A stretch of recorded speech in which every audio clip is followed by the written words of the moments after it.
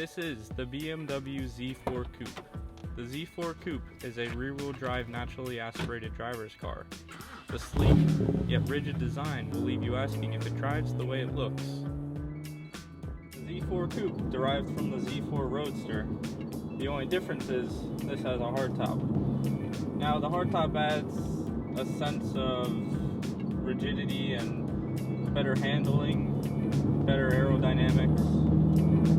This is a Z4 Coupe 3.0 SI, and it has BMW's N52 engine. It's a 3-liter inline-six, tuned up to 255 horsepower.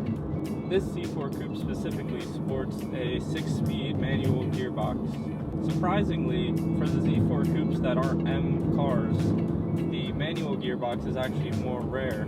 So an automatic Z4 Coupe that's not an M is actually more common. It's known for its nice wide rear fenders, sleek aerodynamic body, very futuristic almost.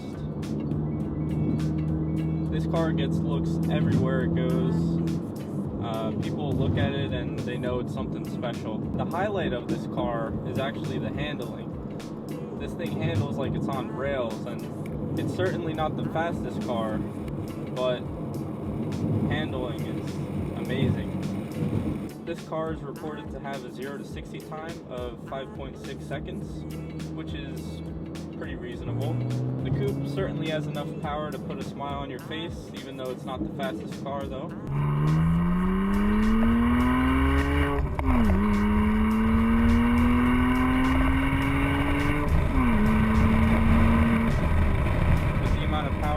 And its amazing handling, it's truly a good driver's car.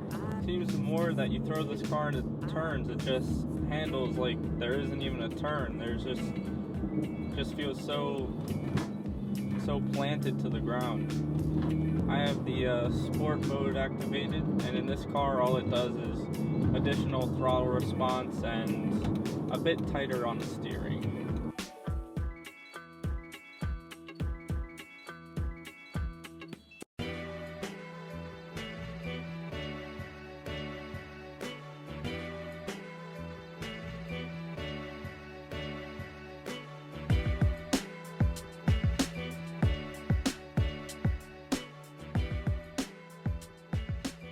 The only real downfall with this car is the electronic steering, which is only on the non-M cars. The Z4Ms don't have, they have hydraulic steering. And this is because it's basically one of the first years BMW put electronic steering in their cars. And it's not very noticeable, especially on back roads. I actually don't notice it too much. It's really just on the highway, and I guess at higher speeds, so if you're tracking it you would notice. The steering does feel a little more loose than it normally would with hydraulic steering, and that's coming off of, I used to drive an E30 and an E46, both with hydraulic steering, so there is a very little difference. I just think with hydraulic steering it would be a lot better.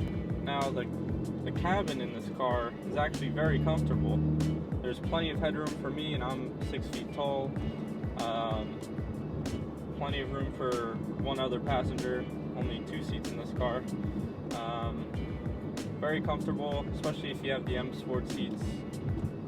The storage is really not the best, especially in the cabin. You really just have a few cup holders, or 2 cup holders, a glove box, which is good for maybe 2 pieces of paper, and this little back storage here, which is not really good for anything really big. The trunk on this car is actually pretty spacious. It is almost like a hatchback. It's not very big. It's not as big as the Z3 Coupes, but it is better than the traditional coupe trunk. So this has a little bit more height to it, hold a few more things. This isn't the best car if you're going to be lugging around a lot of things, but for what it is, it holds a decent amount of things. Overall, this is a very enjoyable car. If you can deal with the less spacious cabin,